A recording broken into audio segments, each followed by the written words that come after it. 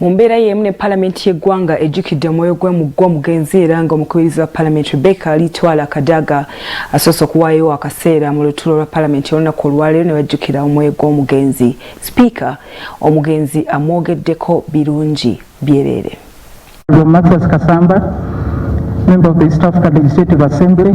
Paalamenti yegasse ku ggwanga lyonna okungubagira omubaka Matia Kasamba abadde Ssaabakunzi wa NRM ate omubaka wa Paalamenti ya East Africa nga yakatandika okwogera. Sipiika wa Paalamenti omukyala Rebecca Kadaga asoose kuwaayo kaseera ababaka basirikiriremu okujjukira omugenzi n'oluvannyuma n'alombojja ebirungi omugenzi byakoledde eggwanga n'ebyo abantu bye banaasigala nga bamujjukirako. Honour Kasamba's illustrious legislative career included chairing the Committee on Defence and Internal Affairs, the Committee of Agriculture and Industry and Fisheries, and the Parliamentary Forum for the Promotion of Coffee Growing.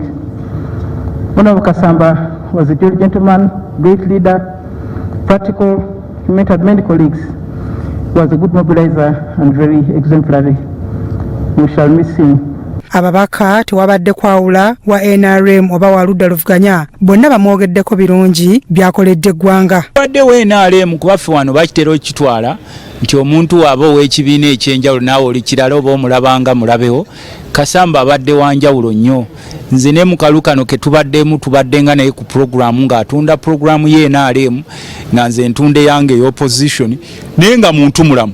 Abadde ayagaliza nze kyembadde nsinga okumwebazaako nnyo bya bulimi bwe yalaba ebigundi byange nga mitadde ku social media byennima nanoonya nangamba njagala kuwa emmwanyi njagala kuwa ebitooke nkufuule modo fama wange mu Nakaseke ne Luweero district era ewuweera akaayi nensindikayo emmotoka yange nendeetera emmwanyi zensinga okuba nazo ez'omulembe ku nnimiro zange ku faamu yange zaava wa Kasamba era nze okwawukanako n'abalala naffe ab'opposition twalitaddeyo akaseera akamukungubagirako.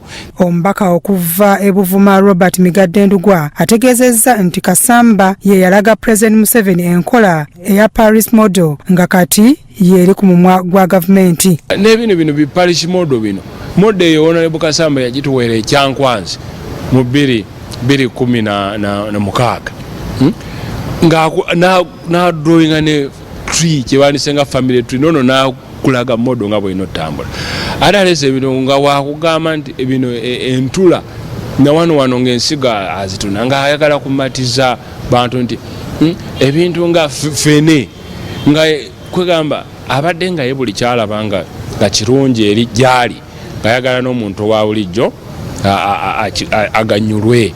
Kasamba yabadde nga ne bw'omukyankalanyamu alwawo kuva jali okunyiga kwegamba mu ngeri enyangu.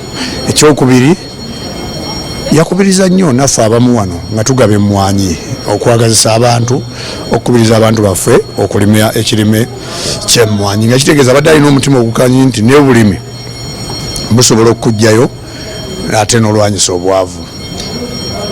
Nsaasira nnyo abafamire ye.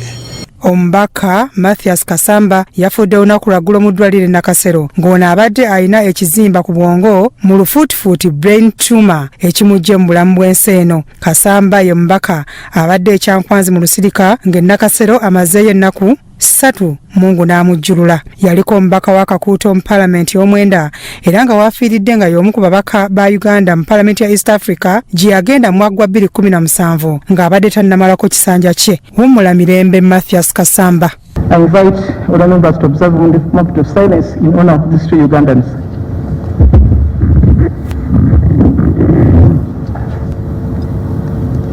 May their souls rest in eternal peace. Bya Elias Sajjabi, Crossroad TV, Omunnyo.